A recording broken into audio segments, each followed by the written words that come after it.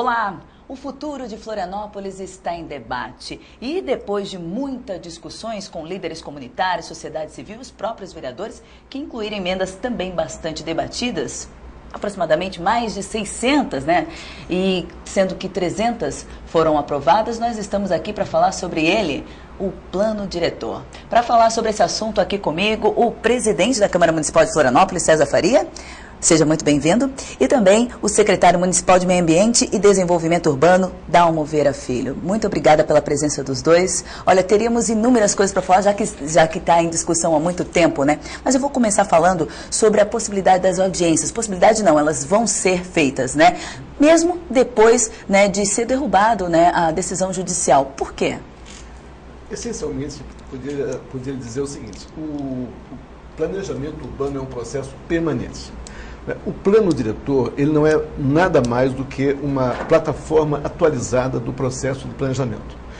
Quando o plano foi homologado, depois de aprovado na Câmara em janeiro, já naquela semana nós anunciamos a disposição de realizar uma série de oficinas, um retorno, na realidade, às comunidades onde tínhamos ido durante os debates do plano, para esse processo permanente de realimentação, de correção de algumas lacunas, de aprimoramentos que sempre serão necessários. Então, agora, por vontade própria, o município vai realizar uma série grande de pelo menos 21 reuniões públicas, técnicas, com mapas na mão, com documentos, aferir como os diferentes segmentos da sociedade estão vendo o plano e, se for o caso de alguma implementação, de alguma melhoria, submetê-lo à Câmara de Vereadores. Além disso, né, deve haver uma audiência geral, ainda mesmo depois das discussões em bairros, né? Por que essa audiência geral? Para fazer um apanhado de todas as discussões? Nós achamos que o formato de audiência pública, ele só é eficiente quando a gente consegue reunir uma síntese de proposições, quer dizer, quando os assuntos estão bastante debatidos, estão maturados, e se converge para uma instância, que é a audiência, as várias alternativas, as várias opiniões. Achamos que um número massacrante de audiências não seria eficiente para o processo. O formato de reuniões públicas, de oficinas, de dimensões menores, mas, por outro lado, num número muito maior de lugares da cidade, estão previstas pelo menos 21 bairros serem visitados, e mais as instâncias, o CREA, o CAL, o IAB, a própria Câmara, o Legislativo. Quer dizer, no fundo, é uma nova rodada de auscultar a sociedade e, a partir disso, implementar esse processo permanente que deve ser o regramento urbano da cidade. Presidente, a Câmara volta a ter um papel importante dadas essas discussões, né? Qual seria agora, já que ela participou de forma exaustiva do último processo, né, discutindo, colocando emendas, qual seria o papel agora da Casa? Bom, Amanda, primeiro eu quero cumprimentar a ti, ao nosso nobre amigo Dalmo e também a todos que nos acompanham em casa. A Câmara continua cumprindo seu papel, continua fazendo aquilo que lhe foi outorgado pelas urnas, ou seja, representa o cidadão. Nós sabemos que Florianópolis passa por inúmeras transformações. O mundo passa por inúmeras transformações, né, Dalmo? É verdade. E há necessidade de um planejamento constante e com a revisão constante desse planejamento. Infelizmente, isso não vinha ocorrendo em Florianópolis já há algum tempo. Nós temos um Instituto de Planejamento que, com o passar da última década, acabou sendo desmobilizado, desmantelado.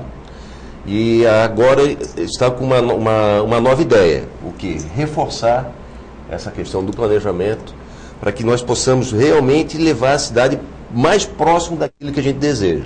E para isso, o Dalmo coloca muito bem, nós temos uma plataforma. Eu coloco como um marco, né? Um plano regulatório da cidade, que é o novo plano diretor. E porque a gente precisa saber para que lado que nós vamos, para onde que nós vamos nos dirigir, aonde que nós vamos nos desenvolver. E Florianópolis precisa disso.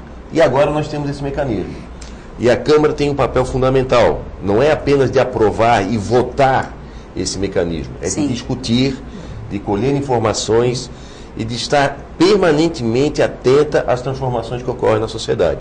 Para que a gente possa fazer com que o nosso plano diretor, necessitando aprimorar, porque, como a gente costuma dizer, ninguém aqui defende o erro. Se houve erro, se há situações que precisam ser melhoradas, vamos melhorar, vamos corrigir. E uma forma muito positiva disso são as audiências públicas. e que eu não tenho dúvida que no final de todo esse trabalho, que eu acredito que também não vai acabar por aí, né, Dalma? É bem provável que a gente conclua essas rodadas de audiência e que sejam feitas novas no ano que vem, no próximo ano, com o Conselho das Cidades também implantado, fazendo com que o nosso planejamento seja sempre revisto, sempre aprimorado e procurando botar nossa cidade onde todos nós queremos. Desenvolvimento, com emprego, mas com organização e com preservação da natureza. Além disso, também se prevê a criação do conselho, né, da cidade, né? Qual vai ser esse papel, já que ele vai ser organizado por representantes do governo, entidades de classe e a sociedade civil? Qual é o papel do conselho exatamente? Ele é uma espécie de câmara de reverberação dos assuntos da cidade, né? Ele serve tanto ao executivo quanto ao legislativo como uma instância em que os assuntos são, digamos assim, aquecidos, acaloradamente debatidos, os vários contingentes. Exato. Aí, no caso, o de Florianópolis, o que preconiza o plano é que o conselho seja formado por 100 participantes, né? Então, nós teremos quase que um pequeno fórum da cidade que alimenta, que se relaciona diretamente com o legislativo e com o executivo. Nós também vamos questionar algumas coisas com relação a algumas decisões que vão ser tomadas que já estão impostas, já estão incluídas no plano, né? Por exemplo, no cronograma das audiências, vai iniciar no norte da ilha, seria isso? Confere, onde deve haver as mudanças mais moderadas. O que questiona-se, né? E no sul da ilha é onde concentra-se as mais restritivas, né? No sul da ilha tem a questão dos andares, né? Que foi muito questionado, inclusive teve um prédio lá bastante discutido. Queria que o senhor explicasse essa caracterização mais restritiva, mais moderada, enfim. Bem, lidar com o plano tem as suas complexidades. Sim. Porque, primeiro, a gente está falando de 100% do território municipal, né?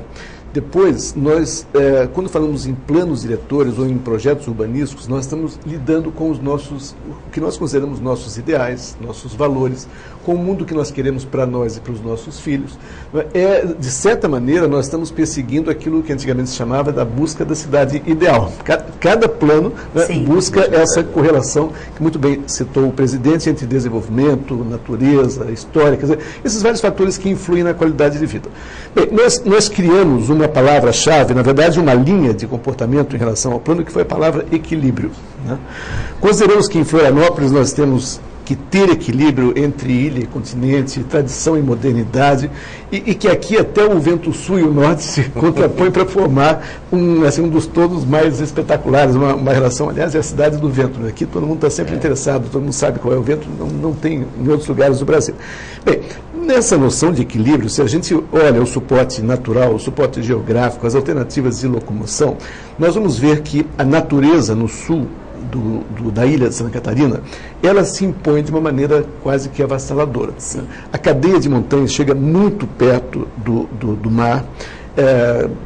Acidentes naturais como a Lagoa da Conceição, a Lagoa do Peri, não é? O sul da ilha, a área de naufragados, quer dizer, há realmente uma preponderância, a própria Lagoa da Conceição, a Barra da Lagoa, uma preponderância de elementos sensíveis, vulneráveis, e um ecossistema onde a exuberância natural é extraordinária. Estamos falando de alguns lugares mais bonitos do mundo, não só do Brasil.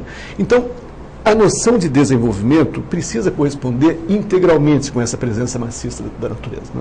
E aí nós previmos realmente um adensamento urbano menor, guardando essa correspondência e preservando para o futuro da cidade, do Estado, do Brasil, que não hajam alterações radicais entre a massa construída e o meio ambiente, digamos, no sul. O norte, com as suas planícies, com uma ocupação já bastante desenvolvida, mas também problematizado. A gente tem hoje problemas da conexão com o norte da ilha todo dia, né, para vir e para voltar do centro. Então, nessa noção de equilíbrio, nós consideramos que o norte do município deveria merecer um crescimento moderado, né, sem uma interrupção maior do que o do sul, mas, de qualquer maneira, guardamos para o próprio centro. Agora tentando equilibrar serviços com moradias. E para o continente, que faz a nossa conexão direta com esse grande crescimento metropolitano, os índices maiores de crescimento. Tá certo, a gente vai continuar a conversar, mas no próximo bloco. A gente vai para um rápido intervalo e já voltamos com o plano diretor. Não sai daí, a gente volta já já.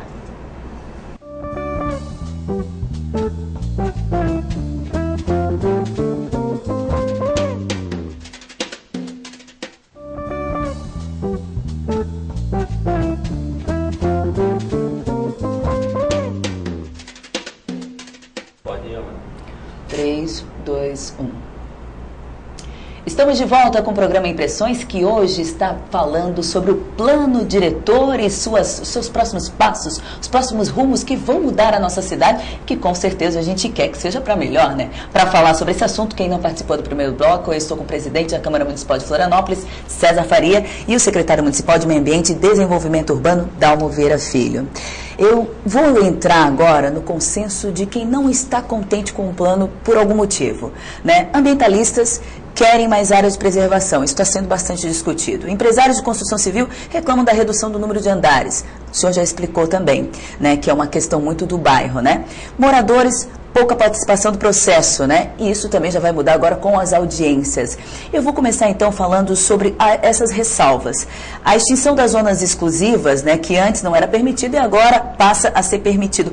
Por quê? Eu vou perguntar cada passo, eu gostaria que o senhor explicasse para a gente, secretário. O nosso plano foi baseado nas noções de qualidade de vida dos anos 70. Nos anos 70, nós ainda estávamos sob a influência enorme da criação de Brasília. Brasília corresponde ao pensamento modernista de como conceber as cidades do século XX e a principal característica de Brasília é exatamente o determinismo urbanístico, a divisão em setores. Lá nós temos a zona comercial, das embaixadas, o setor administrativo, comercial, bancário, norte, sul, área esportiva, cultural e tal. Achávamos que essa organização racional qualificaria as cidades do mundo. E o que se verificou é que, mais do que o pensamento generoso dos modernistas, digamos, a cidade tradicional com as suas esquinas, com a mescla, ela era muito mais rica. E particularmente com o desenvolvimento da tecnologia, onde cada família hoje em dia praticamente tem um automóvel, essa noção da cidade distribuída em setores força deslocamentos a todo momento.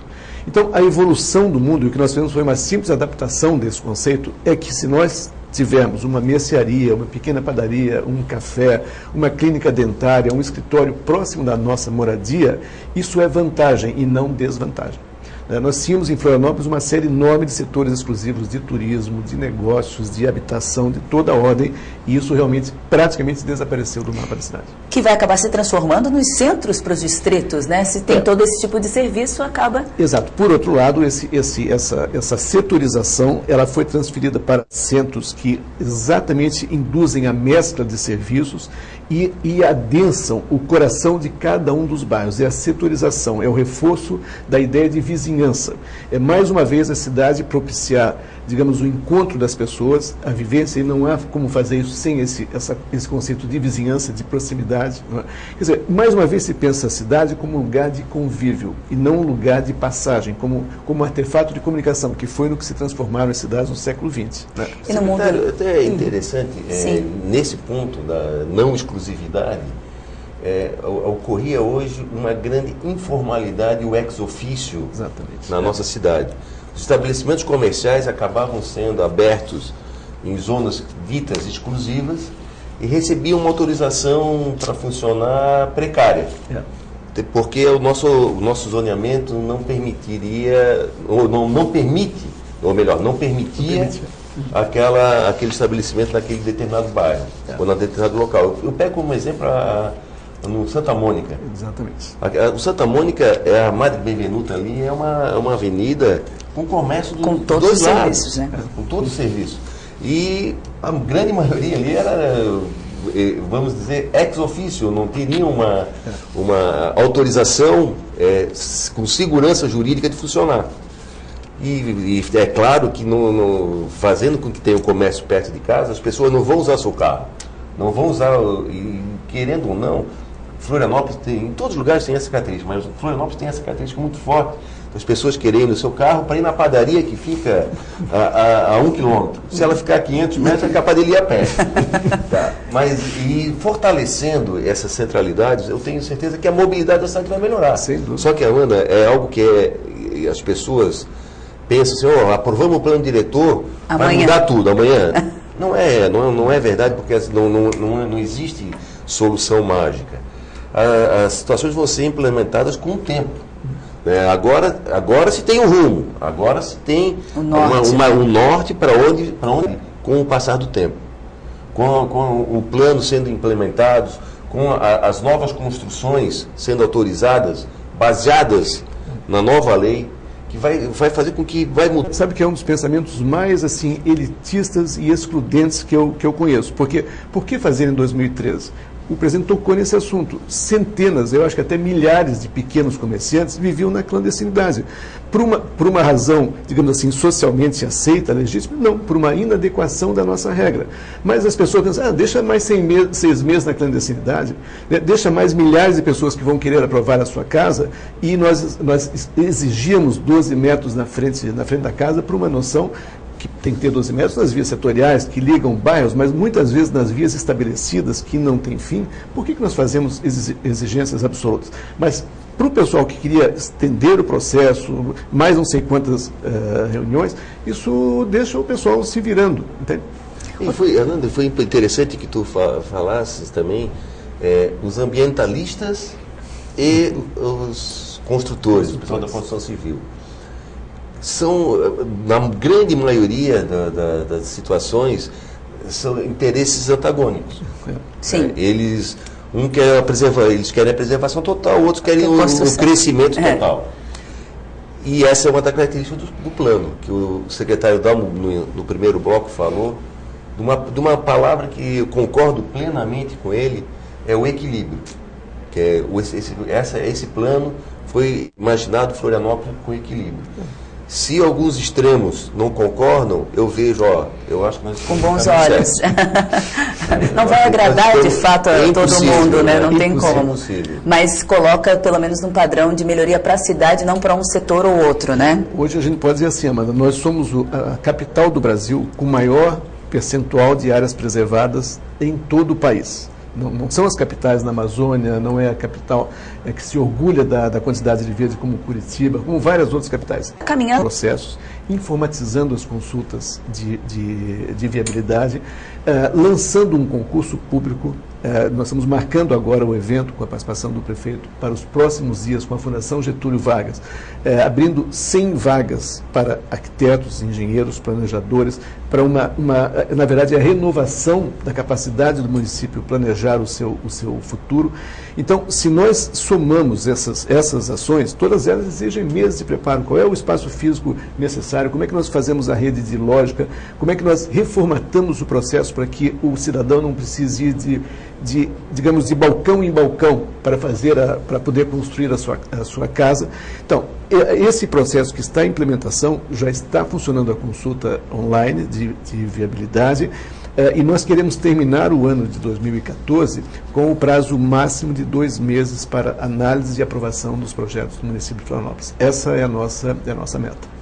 Rapidamente, agora que a gente está estourando o nosso tempo, queria que o senhor só explicasse para finalizar como é que vai ser a inclusão dessas discussões e audiências públicas, como que vai ocorrer a inclusão? Existe a possibilidade de novas inclusões, de novas ideias ainda no plano diretor? Eu acho que isso é permanente. Pode existir.